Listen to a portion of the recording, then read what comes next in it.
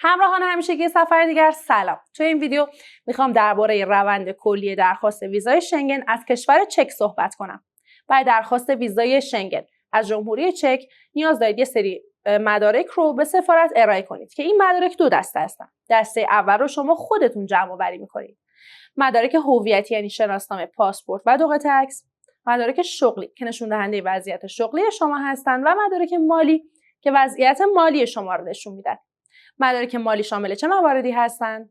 گردش مالی 3 ماهه اخیر حسابتون، تمکن مالی و هر مدرک مالی معتبر دیگه‌ای که بتونید ارائه کنید و علاوه بر اون اگر سند ملک دارید هم میتونید به سفارت ارائه کنید. دسته دوم مدارک رو آژانس برای شما تهیه میکنه.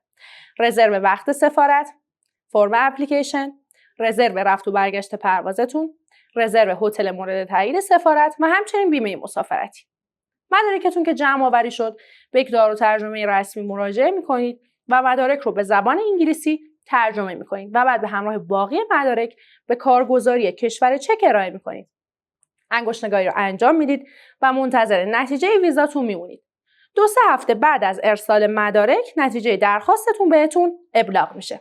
اگر بخوام در خصوص هزینه ها خدمتتون عرض کنم، شما حدوداً 120 یورو برای سفارت در نظر بگیرید که 90 یورو برای ویزا فی و مابقی برای انگشت‌نگاری و عکس بایومتریکتون هستش و همچنین یک هزینه جزئی برای ترجمه مدارکتون و کارمزد ارائه خدمات آژانس میپردازید.